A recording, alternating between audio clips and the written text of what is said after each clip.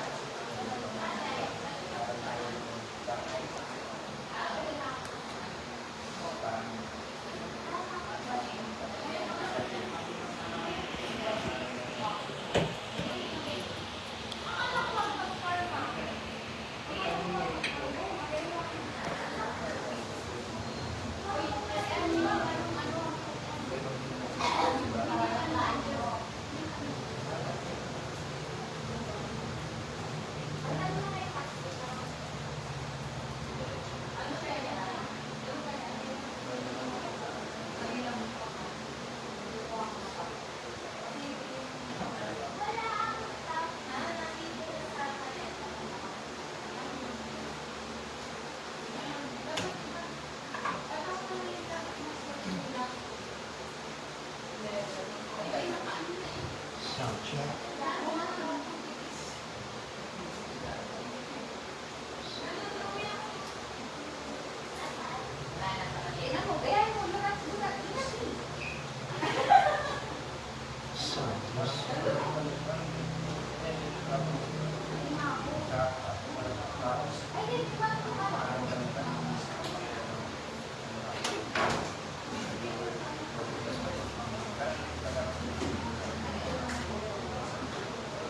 test.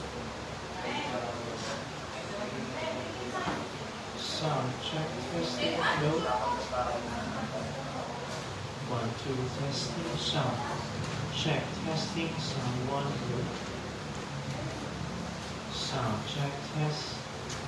Testing. No 1, 2. Test.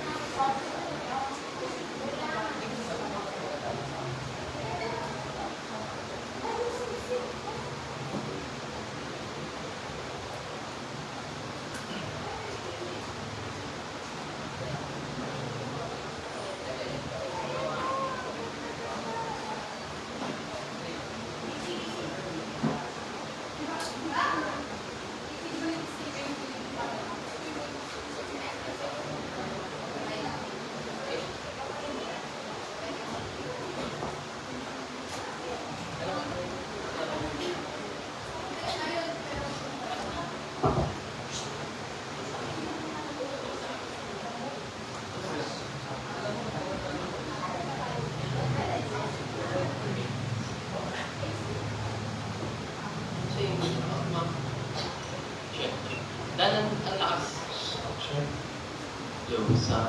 Dan. Go. Lakas. Psalm 1, 2.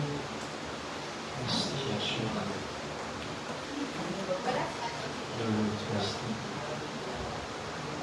Test 1. Check. Psalm. Check. Psalm. Check. Test. Check. Psalm. Check. Test. Psalm. Check.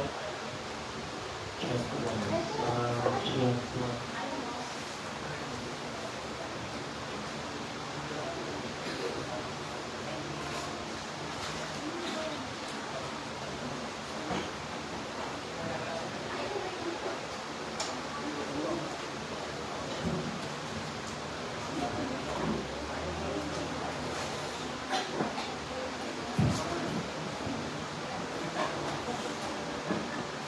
Testing. No.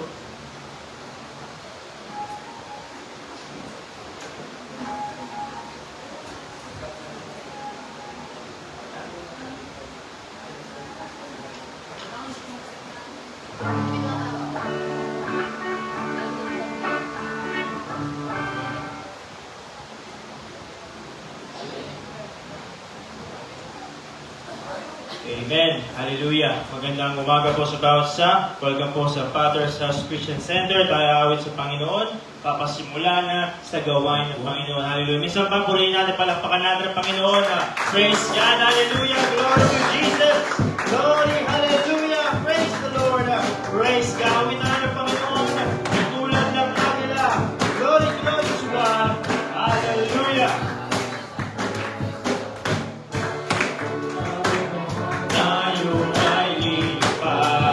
Mapapagod, hindi mapapagod ating mga papa. Tayo'y magdadala ng buhay at sigla sa mga anak ng Diyos na nangihina. Katulad ng agila, katulad ng agila, tayo ay lilipad. Yes, God, hindi mapapagod.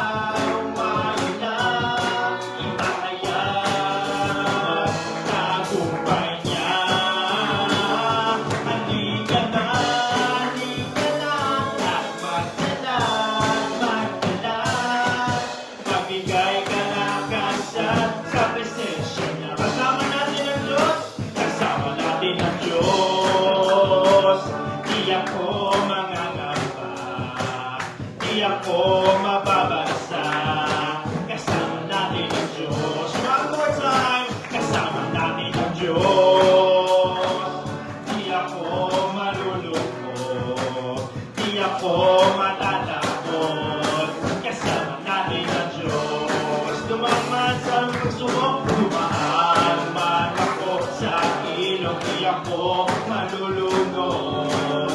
Dumaan man ako sa apoy, di ako masusunog. Kasama natin ang Diyos. Yes, O Lord, di ako mamamaba, di ako mababasa. Kasama natin ang Diyos. One more time. Kasama natin ang Diyos. Di ako matatakot, di ako malulungkot. Kasama natin ang Diyos. Kasama natin ang Diyos. Kasama natin ang Diyos. Magpapalakpakan natin ang Panginoon. Purihin natin ang Diyos. Glory, glory to God. Hallelujah. Tayo pala tayo magsitayo. Awitan natin ang Panginoon na malumanay na awitin goodness of God, ang kabutihan ng Diyos. Hallelujah. Praise God.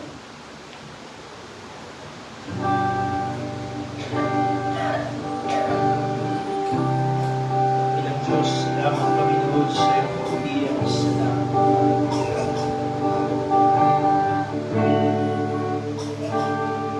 Mahal kita.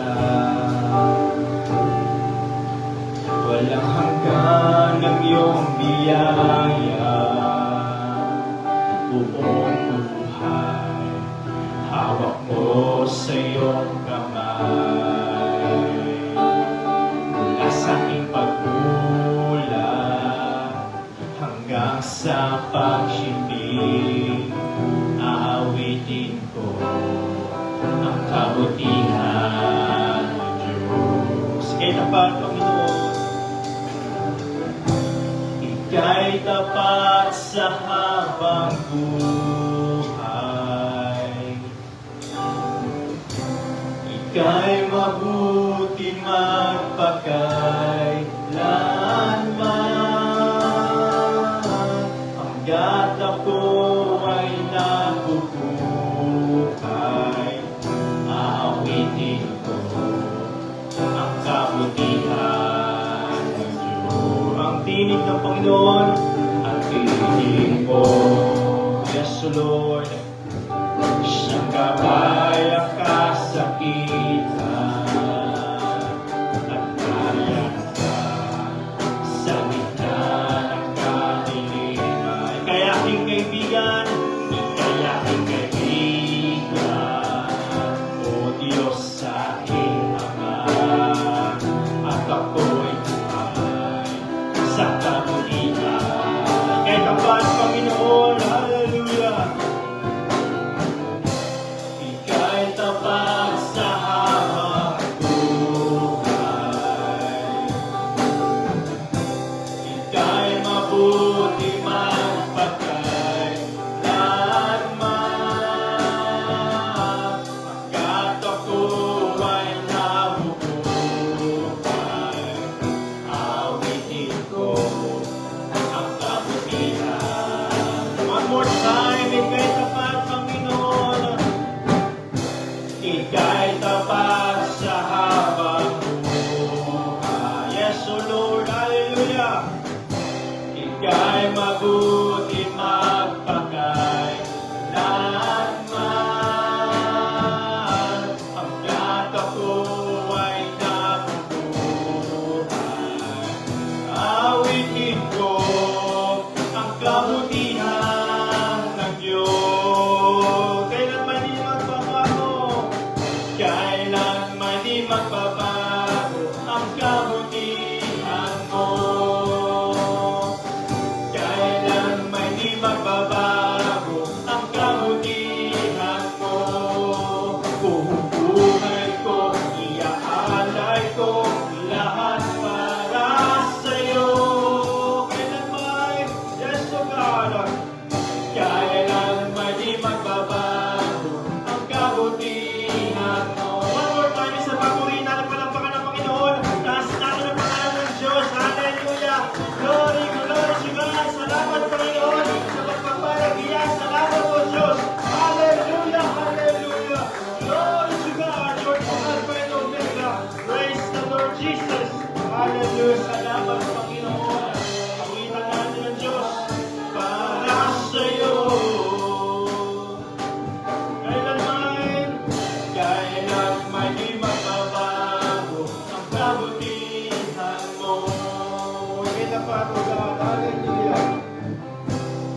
ika'y tapat sa habang buhay.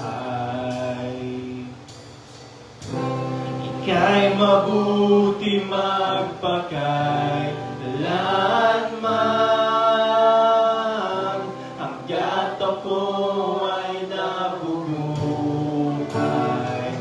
Aawitin ko ang kabutihan ng Diyos. Ika'y tapat, Panginoon. Yes, O Lord. Ika'y tapat sa habang buhay. Praise the Lord Jesus. Ika'y mabuti magpakailanman, hangga't ako ay nabubuhay. Awitin ko ang kabutihan ng Diyos. Awitin ko ang kabutihan ng Diyos. For the last time, awitin ko ang kabutihan ng Diyos. Purihin natin ang Panginoon, palakpakan natin ang Diyos. Hallelujah! Praise God! Praise the Lord! Glory to Jesus.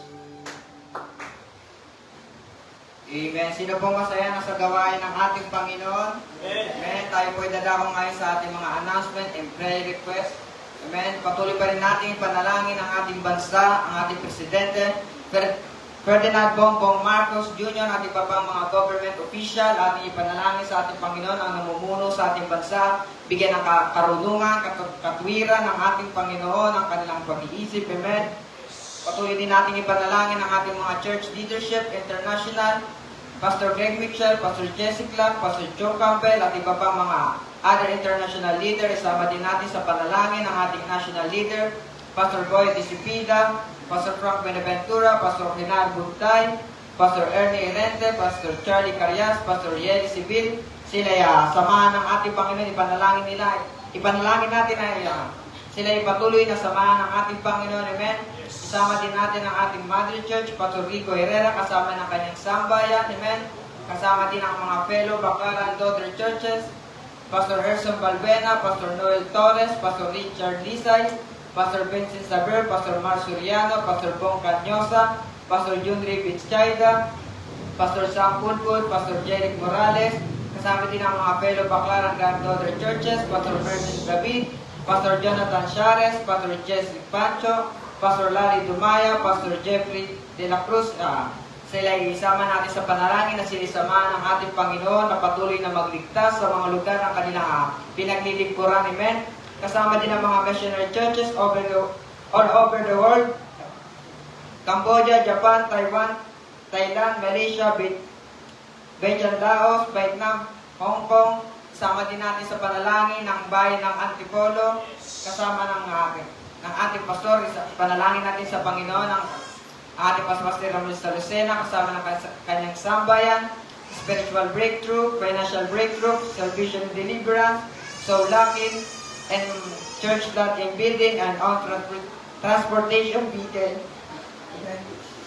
At ang ating mga activities,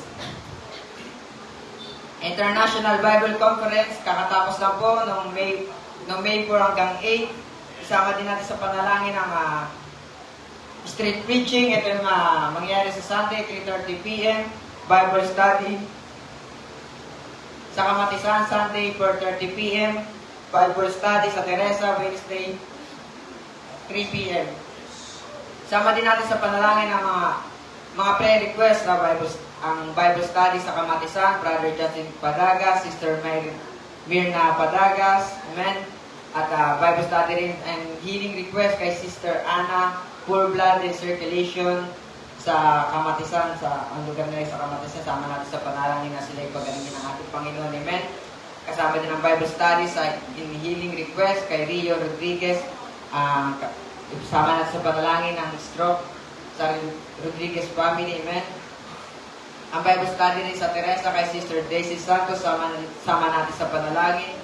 Kay Sister Josefina Espiritu din, ang Bible study din sa Teresa, sama din natin sa Panginoon, ay sa panalangin, amen. Ang Bible study and healing request sa Teresa kay Brother Rolando Cruz, ang kanyang blindness and mild deafness. Sama natin sa panalangin. At ang iba pang mga healing request and prayer request, isama natin sa panalangin Sister April Garcia, Pastor Tom Payne, complete recovery for Bonifacio San Pedro, Alberto San Pedro, Lita Lori Rosaga Dulog, Reynaldo Sulod. Isama din natin sa panalangin ang nanay ni Dave na si Maruin Ruga na sa isamahan ng ating Panginoon at pagalingin. Walang imposible sa ating Panginoon na amen. At iba pang may mga karamdaman. Kung ikaw may karamdaman ka, ilapit natin yan at itaas natin yan sa Panginoon. Walang imposible sa ating Panginoon. Amen. Minsan pa, habang tayo nadako sa panalangin, sasamahan tayo ni Brother Atong. Isa pa, palakpakan, purihin natin ang ating Panginoon. Thank you, Lord. Thank you, Jesus. We glorify your name. We worship you, Lord.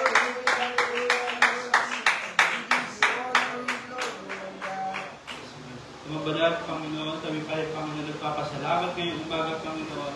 Ang dalangin pa rin namin, Panginoon, ng mga nabagit sa harapan ninyo po, Panginoon, sa mga lugar ng iba ng Espiritu, O God. Aming bansa, magkaroon lugar ng kaayusan, O God. Kayo pa rin, Panginoon, O God, ang manguna, O God, makakilala sila, Panginoon, sa inyong gawain, O God.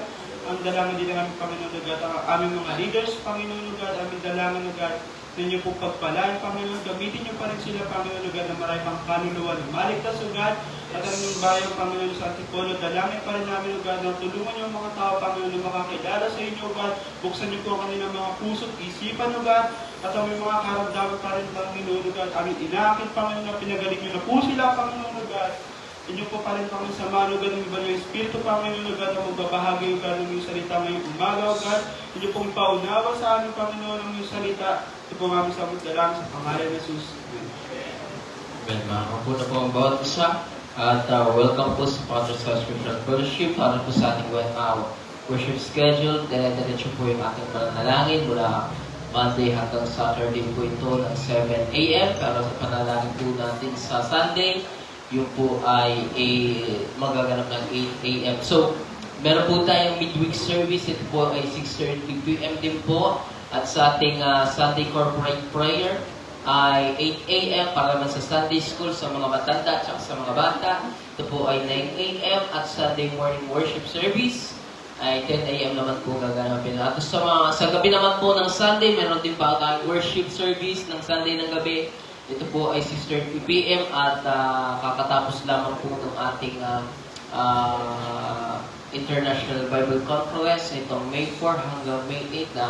Tapos po siya last Friday at tagumpay po ang ating Panginoon. So, kung wala na po akong nalimutan na announcement, ay sa mga po namin pala sa panalangin yung kay hindi kasi nabigyan ng pansit nantiin yung magulang po ni Dave ay sa kasulukuyang dinadialysis pero nakauwi na po nandun sa bahay nagpapagaling. Sama po natin sila sa panalangin sapagkat kailangan po nila ng healing prayer request.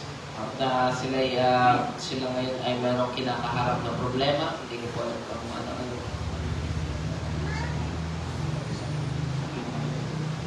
Meron po siyang sakit sa kidney. Sama po natin sa panalangin yung ating kapatid. Una si Dave. Si Dave, siya po ay kilusin ng Panginoon, palakasin, patatagin yung kanyang pananampalataya at kagalingan din sa kanyang magulang. Yun lamang po, kung meron pa akong nakalimutan na yung pastor na mag-a-announce, minsan pa, palakpakan po rin natin Panginoon habang lumalapit ang ating pastor. Amen. Sa magandang umaga sa inyong lahat. So, praise God. Palain tayo ng ating Panginoong Diyos na makapangyarihan sa lahat. Amen. So, wala na sinabi ni Tula, sama ninyo sa panalangin, Maruin Ruga. Open ang kanyang sambahayan para sa gawain ng Panginoon Diyos. Nagkakasagulang kami ay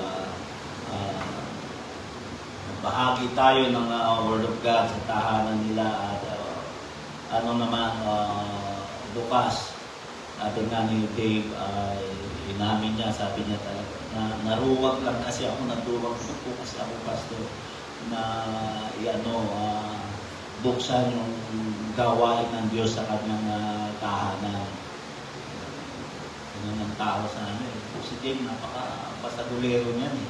Hindi naman sa matapang yan eh, pero pagdating sa natutuwag yan, inamin naman yan. So, nagpapasalamat siya. Kaya sabi ko nga, minsan ang sakit ay ginagamit para minsan tayo'y makakilala sa ating Panginoong Diyos. So, ipadalangin natin yun sa Panginoon. Amen. Praise God. Dahil kapatid natin sila sa Panginoon. Tiya din yun ni John Leo. Kung nakikilala niyo si John Leo, tiya niya yun. Okay. Naabot din yung dahil doon sa pangyayaring yun, naabot din yung kapatid ni John Leo na panganay.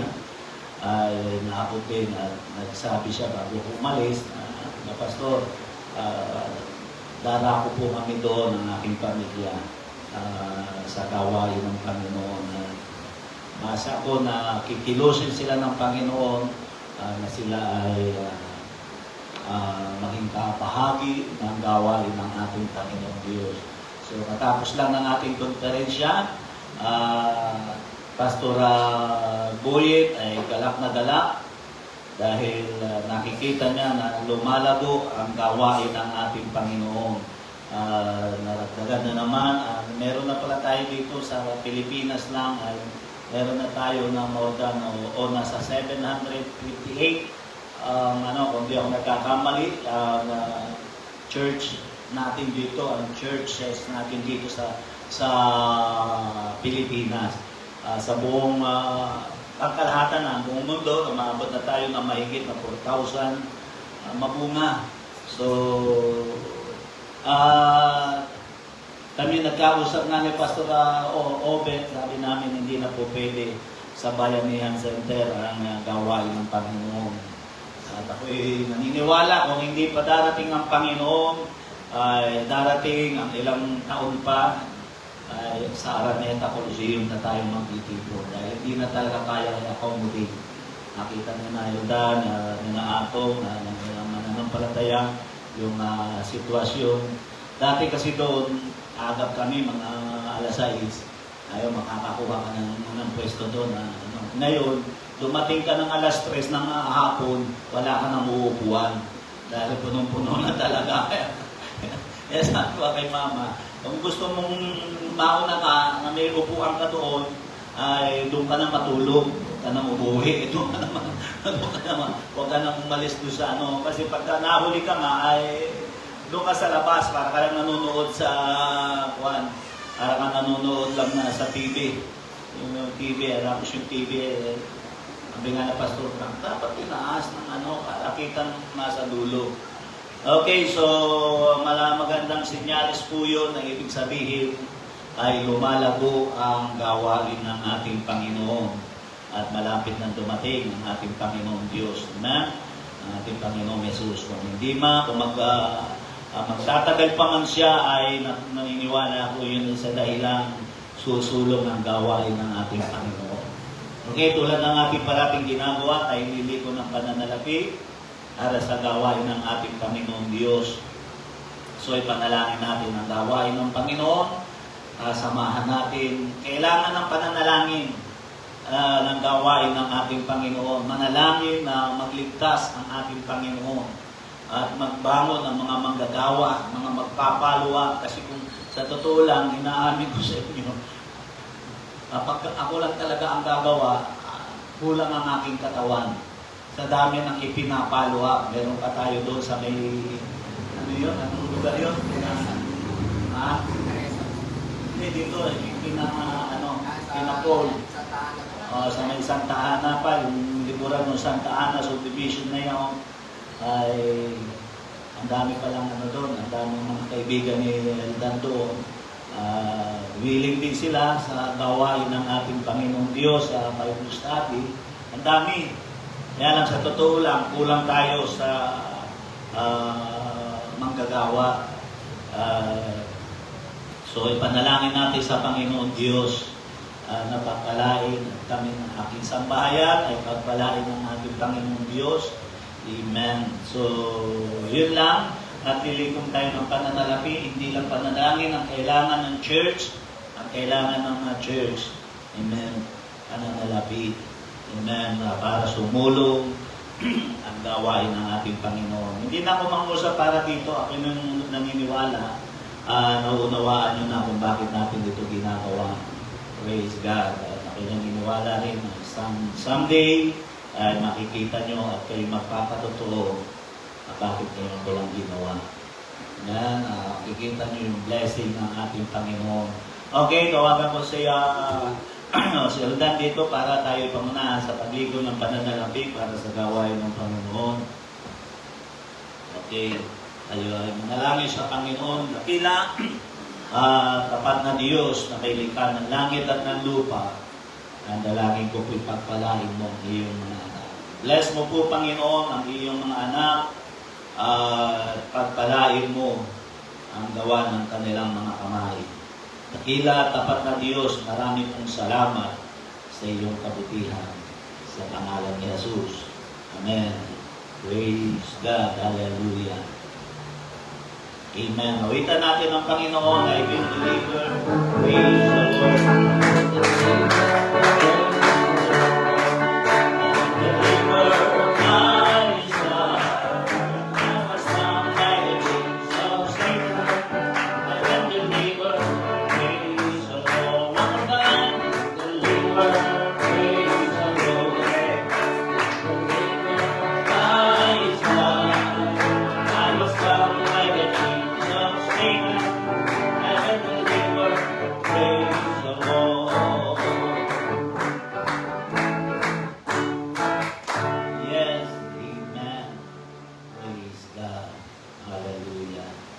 Okay, salamat sa manunugtog dahil harap ko ngayon sa salita ng ating Panginoon Diyos. Praise God. Sino po ang handa na? So, ang pangungusap po ngayon ay hindi po bago. Maraming beses na pinakapangusap at tungkol sa ganitong katotohanan. Amen. At sa totoo lang, nabuo ito dahil doon sa konferensya. Yung idea na ito na patunayan na aking nabuo dahil doon sa panangaral na yaong. Amen. At kung ating bibigyan ng pansin, gumugugol tayo ng napakalaking halaga. Amen. Para lamang dahil lamang sa salita ng ating Panginoong Diyos.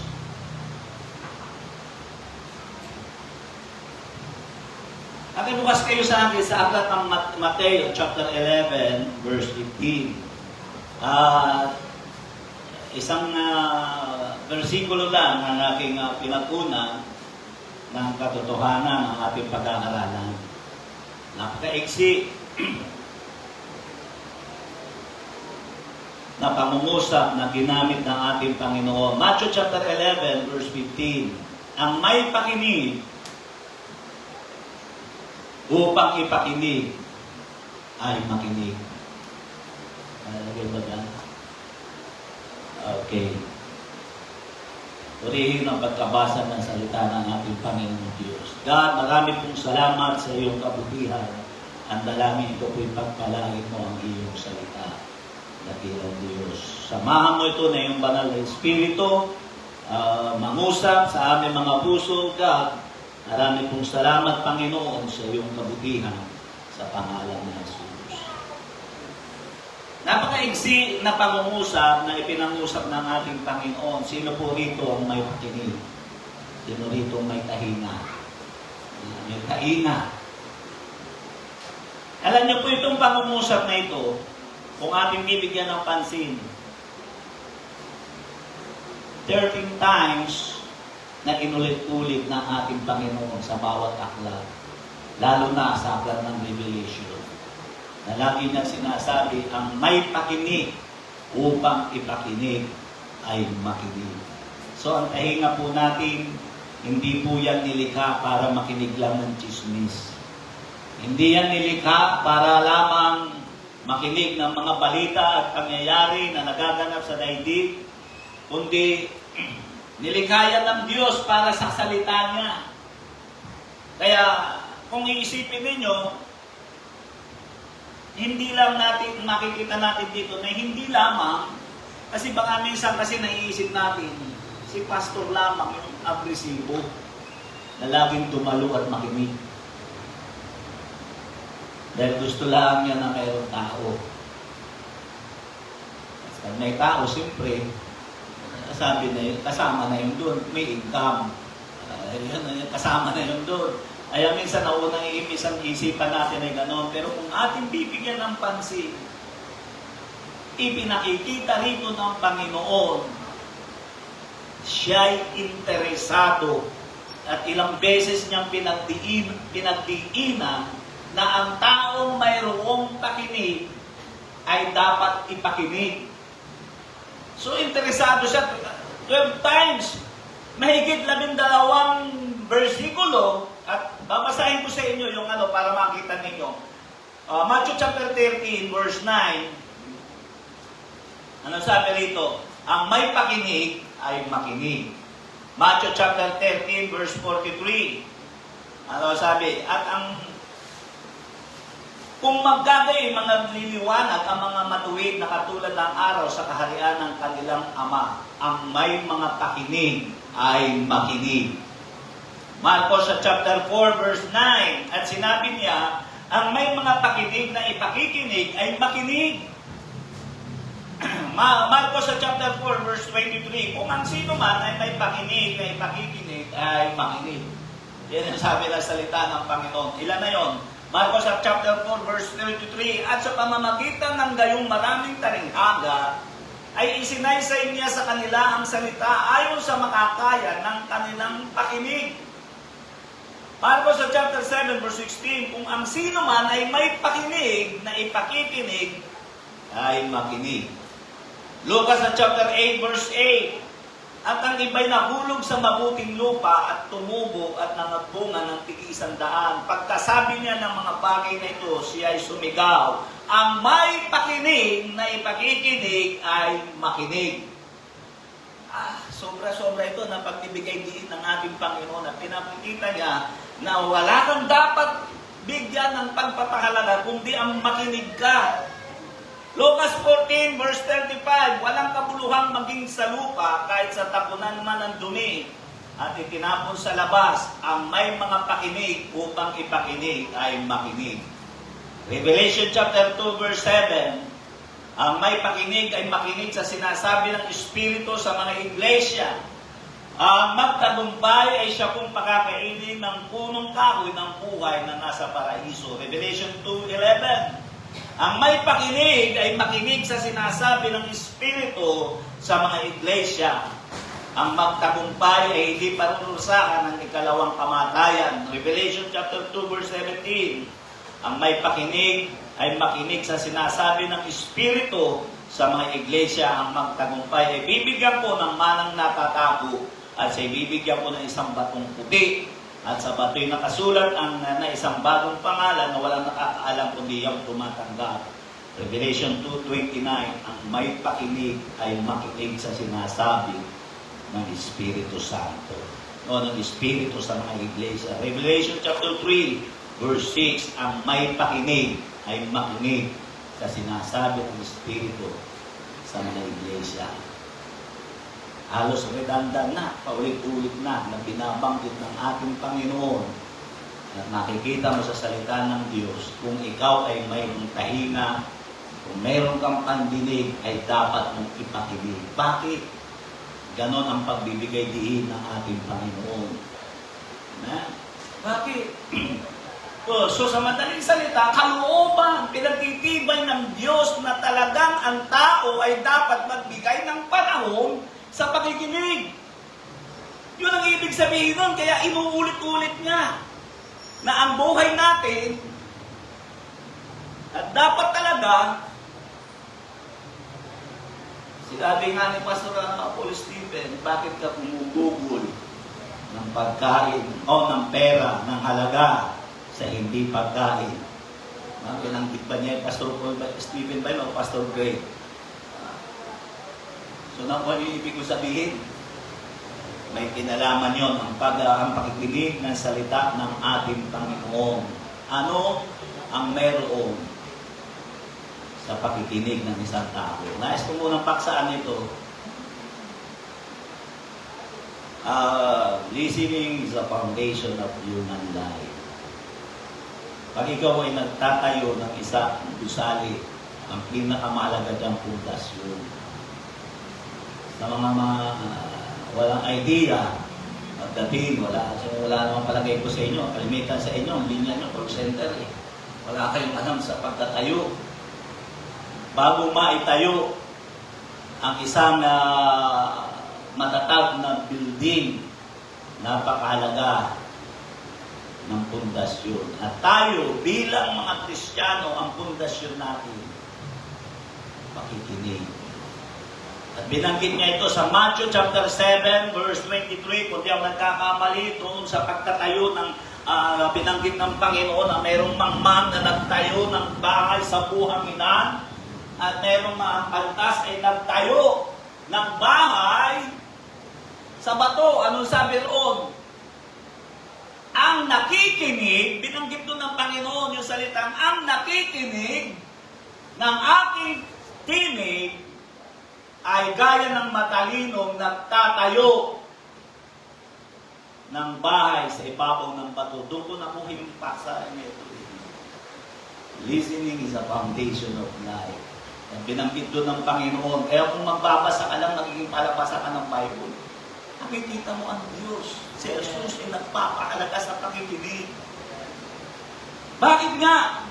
At sinabi pa niya na ito ang pundasyon ng tao. Ibig katulad ng bato na ginagawang pundasyon ng isang tao kung siya nagpapahalaga sa pakikinig. Una, listening puts us in the right place. Ang pakikinig ang naglalagay sa atin sa dapat kalagyan. Yun ang huwag niyong kalilimutan. Ang pakikinig ang naglalagay sa atin sa dapat nating kalagyan. Sa totoo lang, maraming mga tao ang wala sa tamang kalagayan, wala sa tamang posisyon. Pastor Ernie, bungad niya, binanggit niya yung salitang positioning na napakahalaga. Yung posisyon ng isang tao. At kapag ikaw ay nakikinig ng salita ng Diyos, inilaalis ka ng Panginoon sa mali mong katayuan at inilalagay ka sa tamang dapat mong kalagyan. Kaya ang pakikinig ng salita ng Diyos ang nag-aalis sa atin sa mali nating kalagayan. Yun ang makukuha natin. Dati, ang kinatatayuan mo, ang tinatayuan mo yung mga gawaing makasanlibutan. Pero kapag ikaw ay natutong makinig, tatayo ka sa kalooban ng Diyos. Kaya yung posisyon, napakahalaga yan.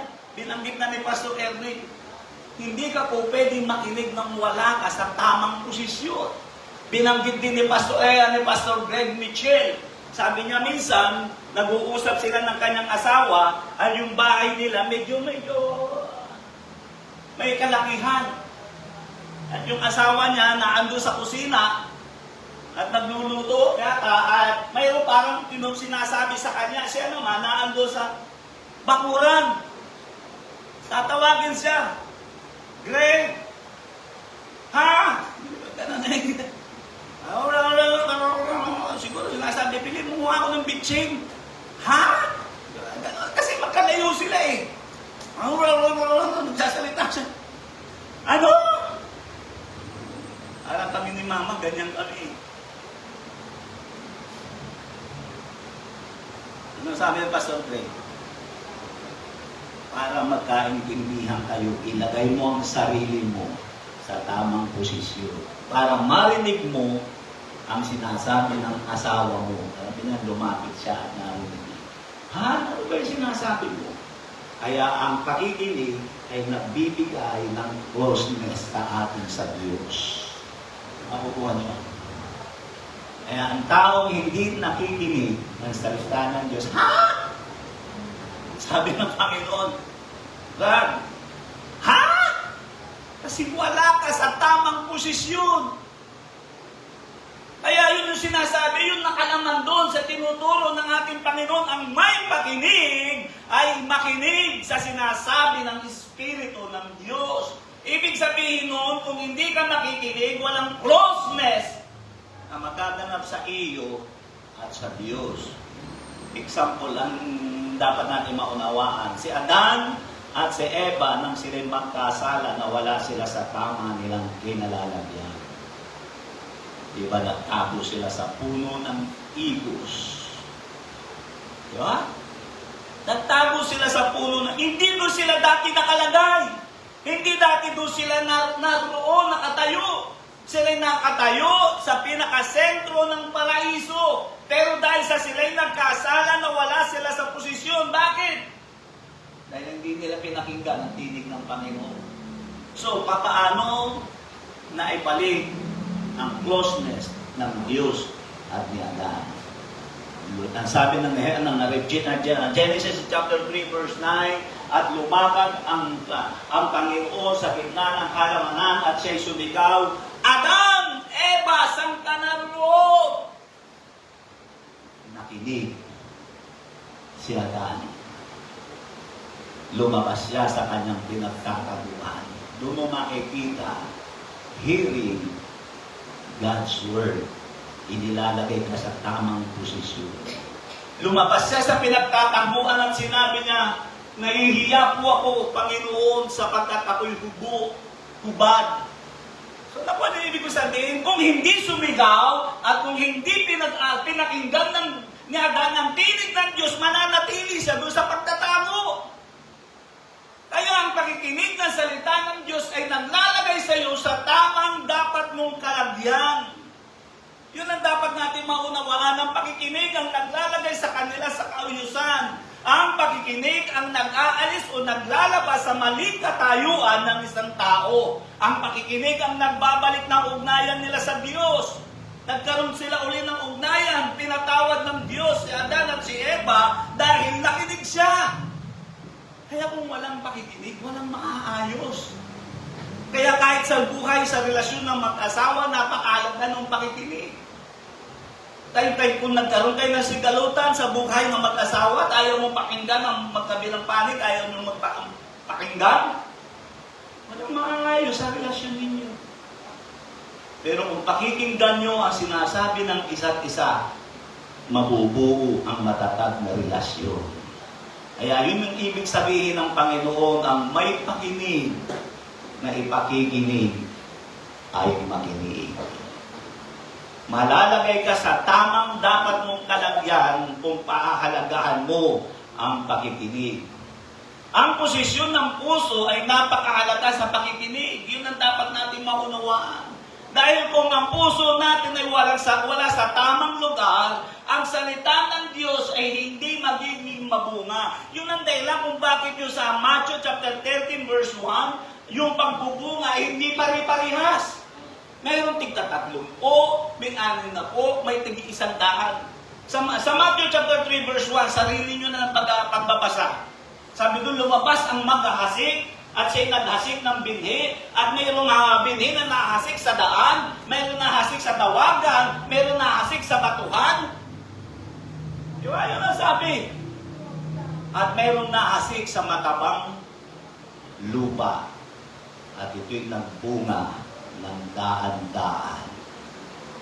Alam niyo kung anong tinutukoy nun? Tumutukoy yun sa tinatawag na posisyon ng puso ng tao. Pag ang puso ng tao ay nakaposisyon ay sa batuhan, hindi nagiging mabunga. Pag ang puso ng tao ay nakaposisyon sa dawagan, anong sabi doon? Iniinis ang binhi at hindi nagkakaroon ng ugat at hindi nagbubunga. Pansin ninyo, doon niya binanggit yung isang salita.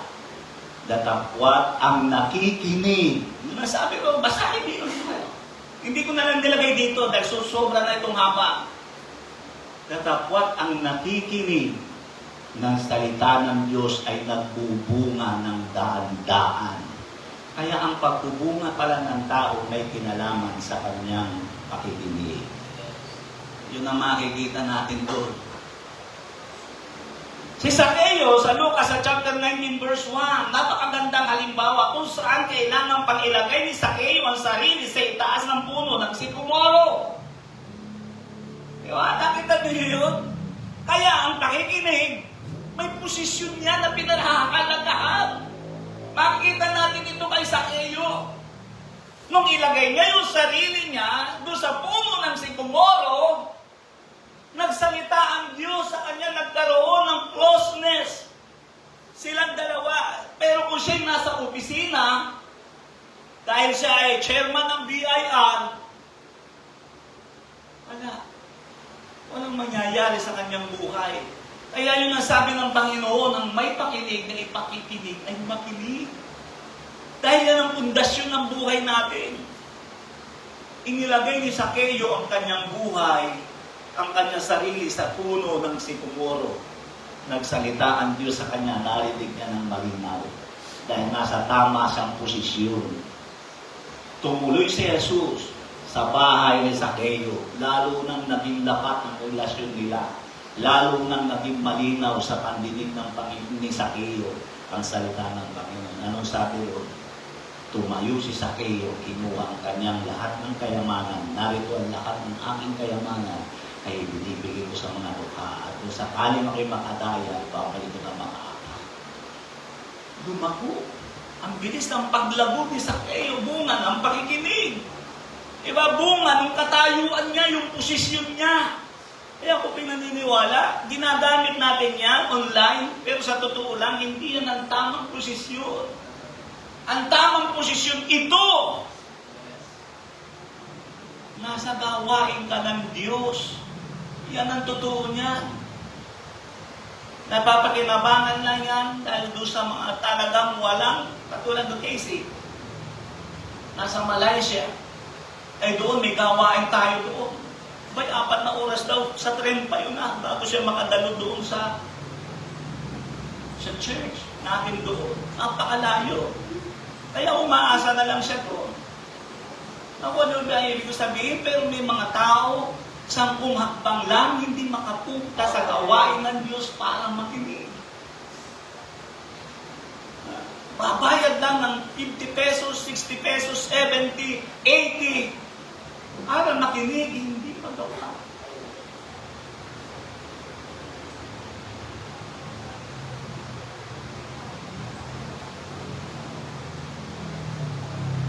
Tatapusin ko ito yung unang punto natin pinag-aaralan sa buhay ni Moises.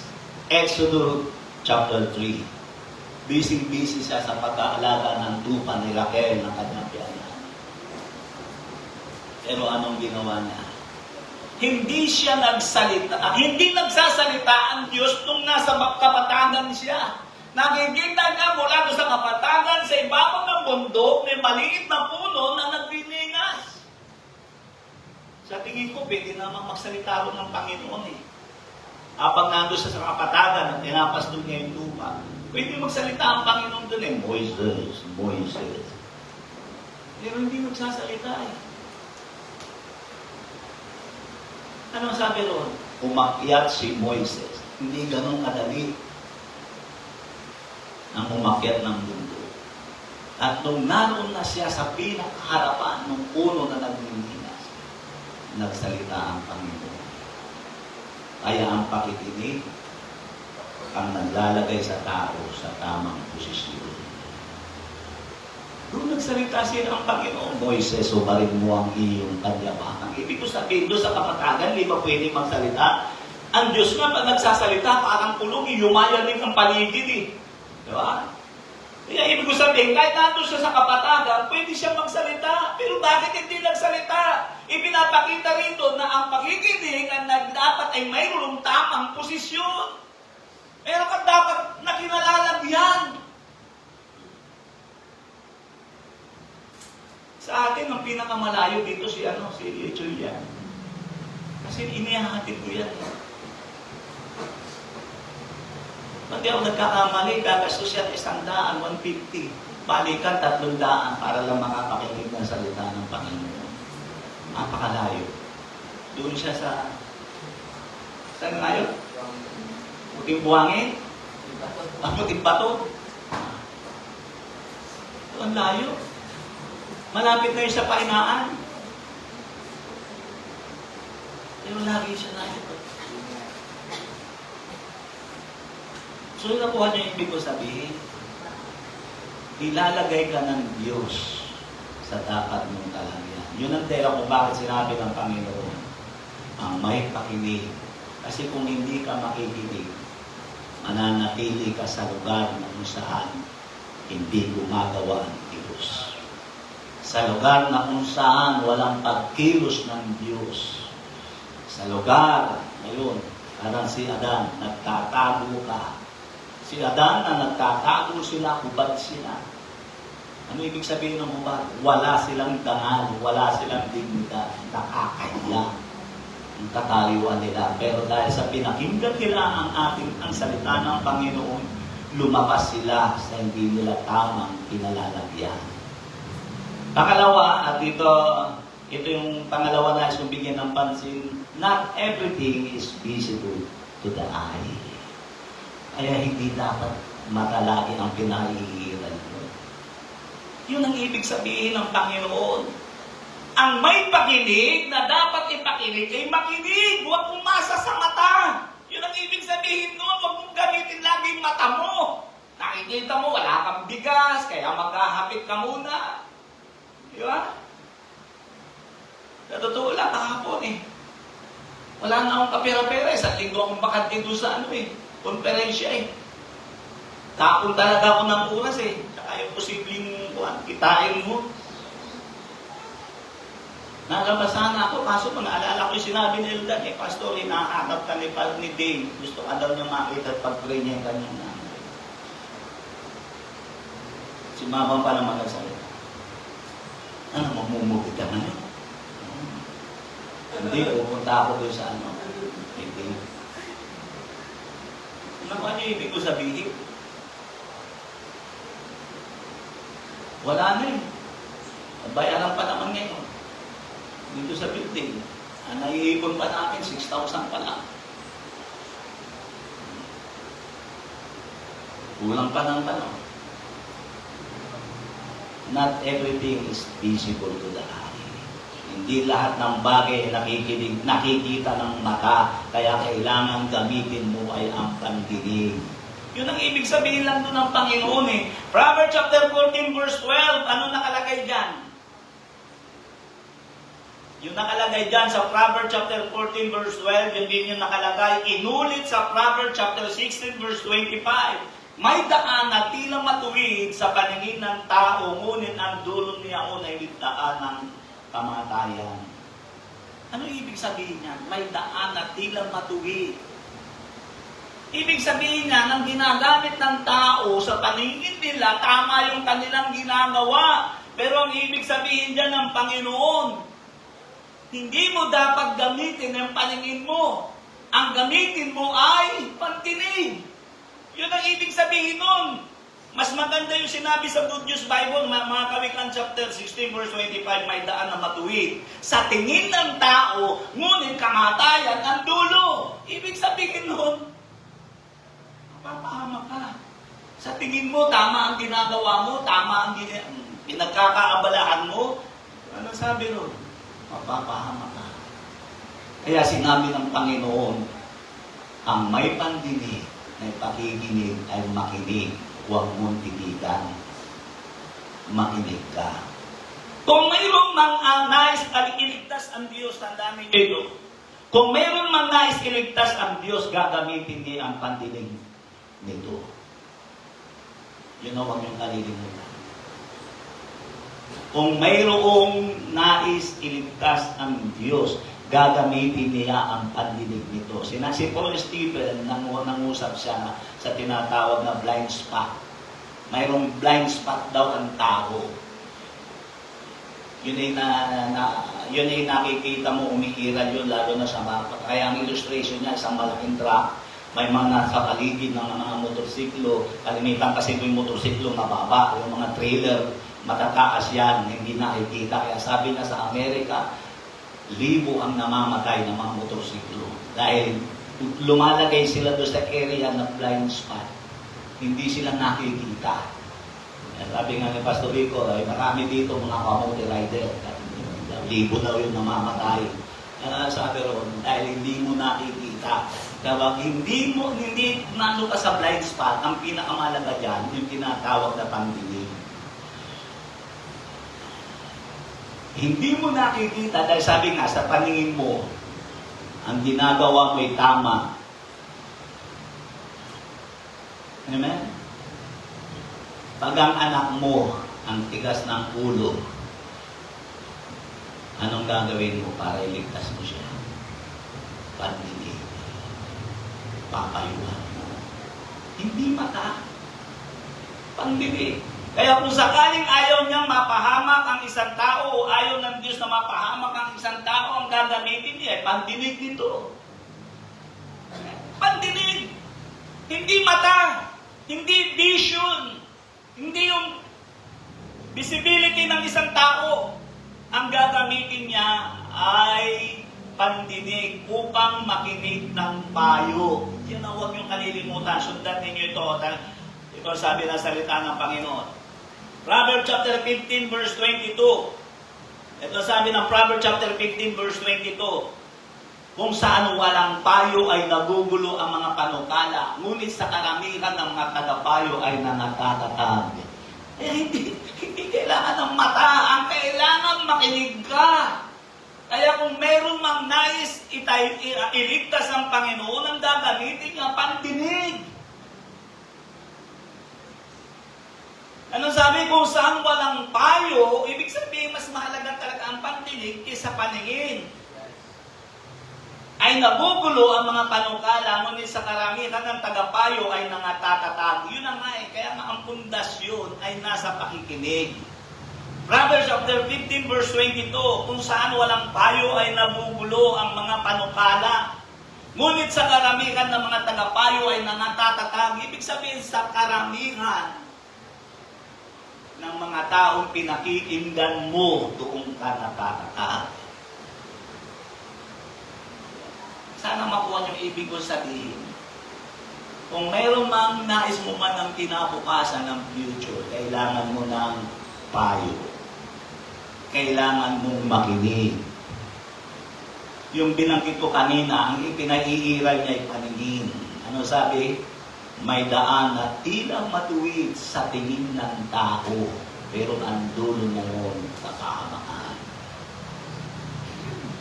Ang tao kaya napapahamak, kalimitan ng ginagamit, paningin. Yung nakikita niya yung kakulangan niya, kulang ng bigas, kulang pampayad ng building, kulang pampayad ng kuryente, ng tubig, ng renta. No, yung ibig sabihin. Tapos pagdalong mo sa church, ang sasabihin sa'yo, mag-tithes ka kasi. At tama naman yun. Totoo yun.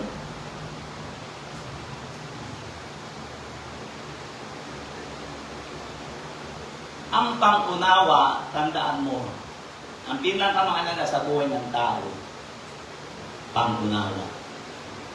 At alam niyo kung paano mo makakamit ang pang-unawa. Ang pang-unawa ay nakukuha sa pamamagitan ng pakikinig. Hindi mo makukuha ang pang-unawa, lalo na sa relasyon ng mag-asawa, napakahalaga ng pang-unawa. Ay hindi mo makukuha yung pang-unawa kung gagamitin mo sa asawa mo yung paningin. Dahil ang makikita mo sa asawa mo yung kamungot. Ang hirap umunawa. Pagka nakikita mo, uunawaan mo yung nakamungot, dating sa'yo, pakayapang ito. Di ba? Ngayon, saan nakukuha? Saan namimina ang pang-unawa? Napakalaga po ng pang-unawa sa relasyon ng mag-asawa. Yan po'y nakukuha sa pakikinig. Proverbs chapter 4 verse 1. Dinggin ninyo, mga anak ko, ang turo ng Ama at makinig kayo upang matuto ng kaunawaan. Kaya pinakikita rito na ang pagkaunawa ay nakukuha ay sa pakikinig. Yan ang sabi ng Panginoon Ang may pakinig, yun ang yaman natin. Yan ang foundation ng future natin. Na ipakita nakikinig ay ipakinig. Huwag mong takpan. Pagyamanin mo, pagkukulang mo ng panahon, gustusan mo ng pananalapi. Dahil diyan ka makakakuha ng pangunawa. Proverbs chapter 4 verse 1. Dinggin mo ninyo mga anak ko ang turo ng Ama, makinig kayo upang matuto ng kaunawaan, magtatamu ka ng karunungan, magtatamu ka ng kaunawaan, huwag mong kalimutan, himiwalay sa mga salita ng aking bibig. Huwag mo siyang pabayaan at iingatan ka niya, ibigin mo siya at iingatan ka niya. Karunungan ay pinakapangulong bagay, kaya kunin mo ang karunungan, oo, sa lahat mong kukunin ay kunin mo ang unawa. Paano mo nga makukuha yun? Makinig ka. Ang kapurulan ng ulo ay nalilimidyuhan sa pamamagitan ng pakikinig. Yan na huwag niyong kalilimutan. Ang karunungan ay natatakbo sa pamamagitan ng pakikinig. Proverbs chapter 5 verse 1, Anak ko, pakinggan mo ang aking karunungan. Igiling mo ang iyong pakinig sa aking unawa. Pakinggan ko lang. Kaya yun ang sinabi ng Panginoon eh. 14 times na sinabi niya ang may pakinig na dapat ipakinig ay makinig. Dahil yun ang pundasyon natin sa buhay. Ang uli dito ako magtatapos. Praise God. God's will is changed through listening. Ang kalooban ng Diyos ay nababago sa pamamagitan ng pakikinig. Hindi mo mapapago ang kalooban ng Diyos sa pamamagitan ng paningin, sa pamamagitan ng iyong pagkakarunungan, sa pamamagitan ng kaalaman mo. Tandaan mo, kung hindi mapapago ang kalooban ng Diyos ang nakatalaga sa buhay mo, mahirap. Tulad ng mother ni Dave. Ngayon, kailangan niya mag-extend. Ang tao kasi pag pumasok na sa dialysis, napakahirap. Hindi na normal ang buhay. Sabi nga ni Dr. Willie, tanggapin mo na mamamahalang ka na sa mundo. Basta dialysis ka na. God's will is changed through listening. Ang kalooban ng Diyos ay napapago sa pamamagitan ng pakikinig. Kaya sinabi, uulit-ulitin ko ang may pakinig na ipakikinig ay makinig. Bigyan ko kayo ng isang halimbawa, ang buhay ni Abraham. Nangyari minsan sa buhay ni Abraham na ipinaalam ng Diyos ang kanyang kalooban, ang mangyayari sa bayan ng Sodoma at Gomora. Nabugunawin niya ito dahil talamak ang kasalanan doon. Alam niyo, mayroong Abraham na namagitan sa Diyos na pilit na binabago ang kapasyahan ng Diyos. Ang kapasyahan ng Diyos, sunugin ang Sodoma at Gomora. Pero nakikita natin dito, yung kapasyahan ng Diyos at kalooban ng Diyos ay 5 beses na binago ni Abraham.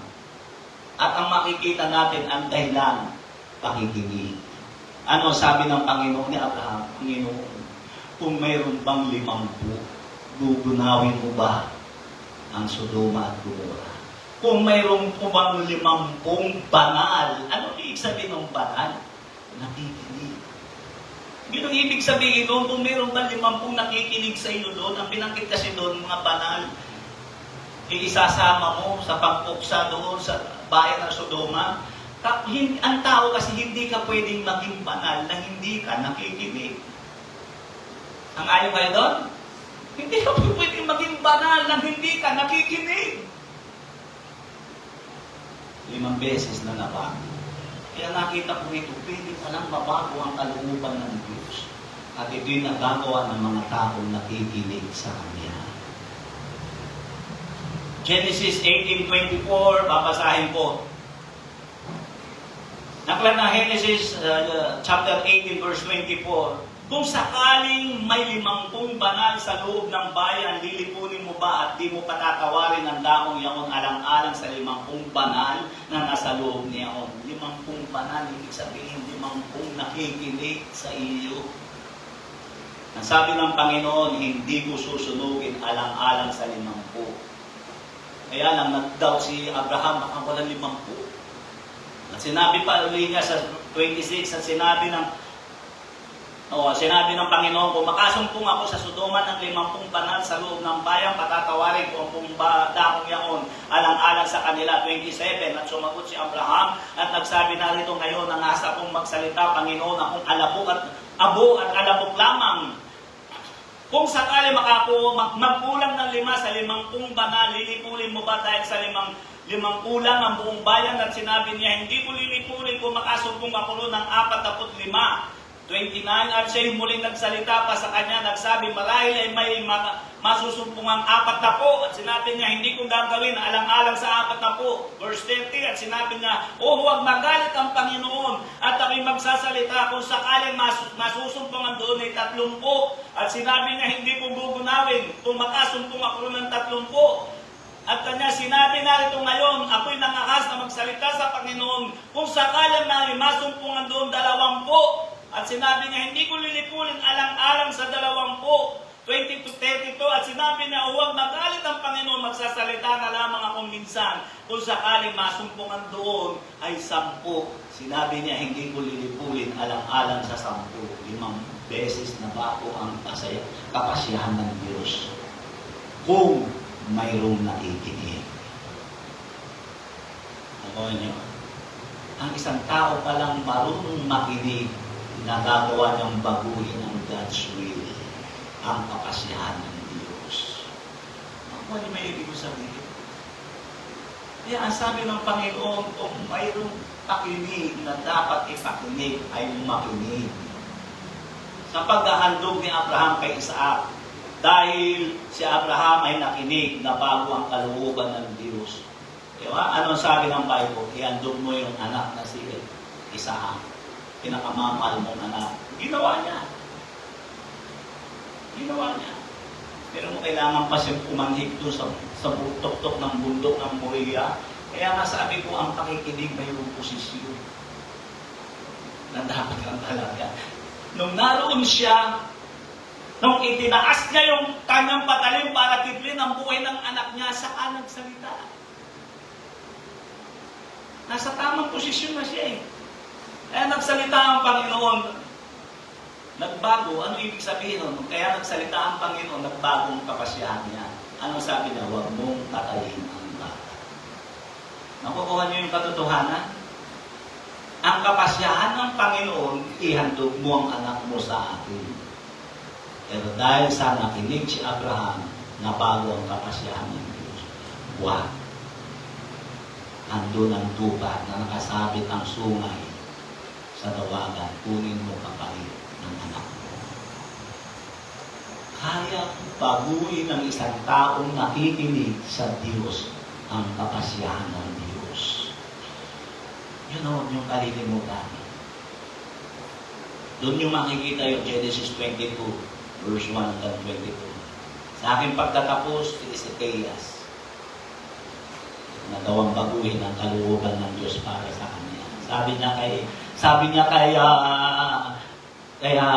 Propeta Isaias, pumunta ka kay Ezekias, 2 Kings chapter 1 verse 6. Pumunta ka kay Ezekias, sasabihin mo, dahil si Hari Ezekias ay nagkasakit, sabihin mo sa kanya, ihanda niya ang kanyang sarili. Dahil siya'y walang pagsalang magmamatay. Ito siyang malubang karamdaman. Ano ang sabi ng Bible? Sabi ng Bible. Umiyak si Haring Ezekias sa Diyos. Anong pinag-usap niya? Alalahanin mo kung paano ako nakinig sa iyo. Diba? Alalahanin mo kung paano ako lumakad. Kaya siya lumakad sa kalooban ng Diyos kasi nakikinig nga siya. Alam mo, nung banggitin ni Hari Ezekias yun sa Panginoon, lumambot ang puso ng Diyos. nabago ang kapasyahan ng Diyos. 2 Kings chapter 20 verse 1 to 6. Hindi pa nakakalabas sa palasyo si Propeta Isaias, kinausap na agad ng Diyos si Propeta Isaias dahil si Haring Ezekias sumahamulhol nakadapa doon sa kanyang kwarto para baguhin ang kapasyahan ng Diyos. Eh ano sabi ng Panginoon kay Isaias? Sabihin mo kay Haring Ezekias, nakita ko ang kanyang pagbuhat. Sabihin mo sa kanya, binabago ko ang aking kapasyahan. Sa pagpihit ng panahon, yan nasabi na nun, siya'y gagaling at mag-i-extend ang kanyang buhay ng 15 taon. At pagpapalain ko at palalawakin ko pa hangganan ng buhay niya. Nakikita niyo ba yung ibig ko sa ipapaunawa sa inyo? Ang pakikinig, ang pagiging pakikinig, kinig ng tenga ng isang tao ay pwedeng bumago ng kapasyahan ng Diyos. Pwede mong baguhin. Ay, hindi nakaimik ang Panginoon nang umiyak si Haring Ezekias. Alalahanin mo kung paano ako nakinig sa iyo. E paano kung dumating sa iyo hindi magandang pangyayari sa buhay mo? Nahihigit ka sa isang malaking suliranin. Makasabi mo pa yun. Alalahanin mo, Panginoon, kung paano ako nakinig sa iyo. E di wow, lagi kang ang wala eh. Ha? Pwede ba sabihin yun? Lagi kang mawalang panahon eh. Hindi mo magagawa yun eh. Alam mong guilty ka eh. Ang lakas ng loob ni Haring Ezekias dahil alam niya, ginawa niya. Alalahanin mo kung paano ako lumakad sa kalooban niyo. Basahin niyo mamaya. Kung paano siya umiyak. Alalahanin mo ako kung paano ko nakinig sa iyong mga salita. Hindi naka ang Panginoon. Kaya ang isang tao, kahit naman saan, pag isang tao marunong makinig sa iyo, pag humingi yan, hindi mo mapapahindihan. Pero pag ang isang tao napakatigas na ulo, nagkaroon ng problema. O ano? Kaya mo may tumawag sa akin. Nakakulong po si Mikey. Hindi siya yung ating kapatid tatay ni Chacha. Eh ano yung inaasahan mo? Ay matigas ang ulo niyan. Sabi nung nanay ko, ilapit mo muna kay Casey o kay Phil. 40 ampiyansa.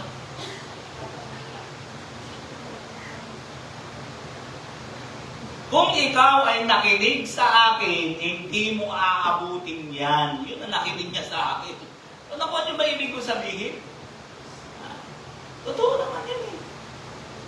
Pero kung isang tao, tulad doon nakulo, alam mo naman napaka-masunurin. Sabi ko sa iyo, kahit yung ilang alkansiya mo na baboy, talagang mapapasag mo eh. Hindi ka papayag eh. Ako, ano ba ibig ko sabihin? Nangungusap ako sa damdamin bilang tao. Kung sa ating ganyan yan, nagagawa natin yan, sa Diyos pa kaya? Yan yun yung sinasabi ng Panginoon. Ang may pakinig na dapat ipakinig ay makinig. Iyoko natin ang ating mga ulo. Nangusap ako sa isang simple at payak na pangusap. Praise God, hallelujah. Listening is the foundation of human life. Ang pakikinig ay batong pundasyon ng mga tao. Praise the name of Jesus. Ayong lahat ito tumayo, awitan natin ang Panginoon ng isang awit. Nangusap ako sa isang simple, payak na pangungusap. Ang pakikinig ang naglalagay sa atin sa tamang posisyon. Listening put us in the right place. Not everything is visible to the eye. Kaya hindi ka dapat nagtitipid. Bakit yung kapitbahay namin hindi dapat ganun? Hindi ka dapat nagdidepende sa nakikita. Hindi lahat ng bagay pakikinabangan mo ang iyong paningin. Pero sa lahat ng bagay, mapapakinabangan mo ang iyong pandinig. Hindi ka ipapahamak ng pandinig mo. Yan ang dapat natin maunawa. Not everything is visible to the eye. Hindi nakikita. Sabi nga ni Paul Stephen, yung panganib na nakikita ng kaibigan mo, hindi mo nakikita. Totoo naman yun eh. Yung panganib na nakikita ng iyong magulang, nakikita ng kapatid mo, nakikita ng mga mag-anak mo, ng tunay mong kaibigan, hindi mo nakikita yun. Yung batok mo, hindi mo yan nakikita. Ang makakakita niya, nanay mo, tatay mo, kapatid mo. Kaya lang minsan nahihinis tayo, nagagalit tayo pag sinasabi nila kung ano yung mga bagay na hindi natin nakikita. Pero bakit nangyayari yan? Not everything is visible to the eye. Yun ang ibig sabihin niya. Pangatlo, ang future natin, ang God's will, ay nababago sa pamamagitan ng pakikinig. Ang kapalagan mo ang nasa pakikinig. Ang mga di magandang pangyayari sa buhay mo pwedeng mabago sa pamamagitan ng pakikinig. Yan ang dapat natin maunawaan. Awitan natin ang Panginoon. Praise the name of Jesus.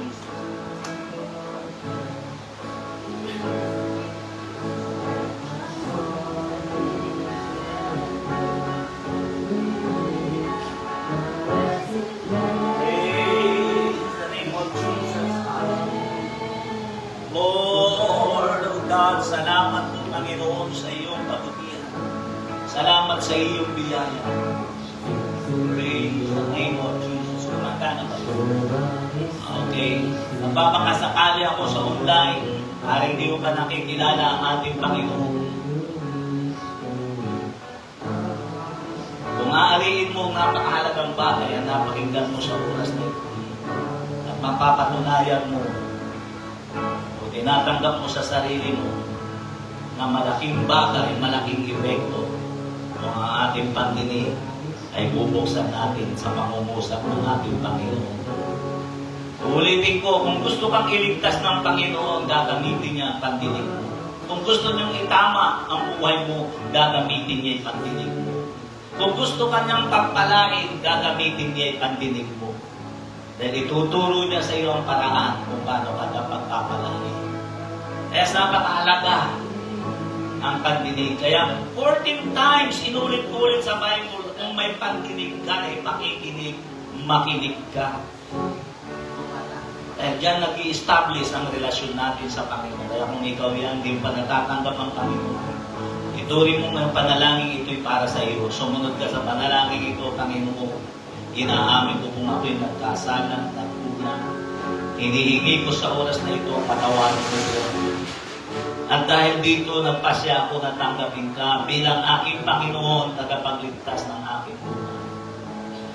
Binubuksan ko ang puso ko at inaanyayahan kitang pumasok at maghari sa buhay. Sa pinakasentro ng buhay. Isulat mo rin ang aking pangalan sa aklat ng buhay upang sa iyong muling pagpapalik, makasama mo ako doon sa buhay na walang hanggan.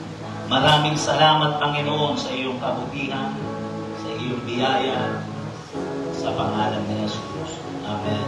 Sa oras na ito, bubuksan ko ang altar para sa bawat isa. Amen. Hindi tayo lumapit sa Panginoon.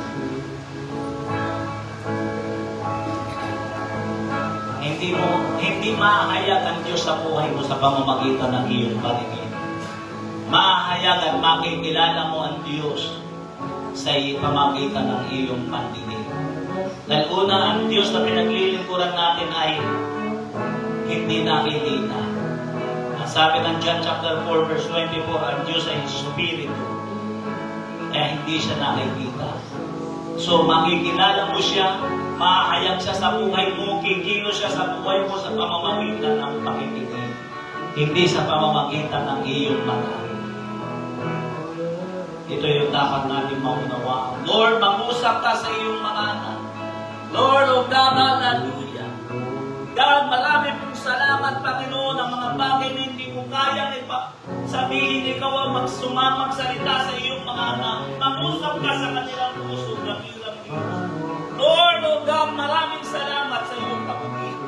Pagpalain mo po, Panginoon, ang makayal ka sa buhay nila, dakilang Diyos. Yes, Lord of God, in Jesus. Pagpalain mo, Lord God, ang mga inanang tahanan na ito, God, mangusap ka sa kanilang puso. Lord, amutin mo po sila, dakilang Diyos. Mangusap ka sa buhay nila, dakilang Diyos. Tulungan mo po, Panginoon, ang mga tenga ng puso nila ay maging bukas sa iyo. Yes, oh God, tulungan mo mga inanatahanan na ito, dakilang Diyos. God, mangusap ka sa buhay nila, sa puso nila, dakilang Diyos. God, patuloy mong panatilihin ang tenga ng puso nila ay laging bukas sa iyo, dakilang Diyos. Yes, oh God, in the name of Jesus, pagpalain mo po, Panginoon, dakilang Diyos. Yes, oh God, in Jesus' name. Pagpalain mo, pagpalain mo, yung mga patuloy mo yung nanalangin sa iyo. Personal encounter, nalalasan niya sa iyo, dakilang Diyos. Lord, pagpalain mo, yung mga patuloy na siya. Pinagay sa dapat niyang kalagyan, dakilang Diyos, ayon sa iyo, kalooban. Lord, oh God, in the name of Jesus, pagpalain mo po sa iyo. Pagpalain mo mga anak mo, mag-usap ka sa kanilang buhay. Yes, oh God, in the name of Jesus. Lord, oh God, hallelujah. Pagpalain mo po sila ng Lord. Yes, oh God, in Jesus. Tayo natin tumayo, itan natin ang Panginoon. Praise the name of Jesus. Hallelujah. Thank you, Jesus. Thank you, Lord of God. Hallelujah. Praise the name of Jesus. God, salamat po, Panginoon, sa iyong pagubina. God, ang mga bagay na hindi mo kayang ipangusap, Panginoon. Ikaw ang mangusap, dakilang Diyos ang God. I-bless mo mga anak mo, pagpalain mo, bigyan mo sila ng magsuno ng buhay nila, dakilang Diyos. Yes, oh God. Lord of God, hallelujah. Yes, oh God, in the name of Jesus.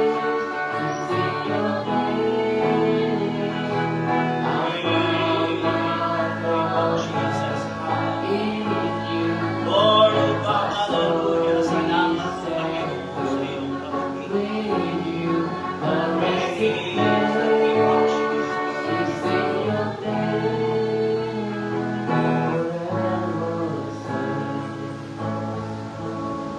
the name of Jesus. Mga kapatid sa Panginoon,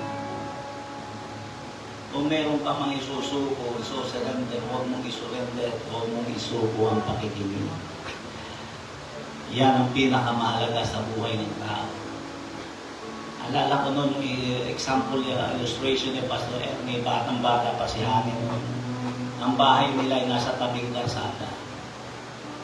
Linggo ng umaga yun, nagpiprepare siya ng nire-repaso niya yung sermon niya. Bigla siyang may narinig na parang tunog ng bakal na binubuksan.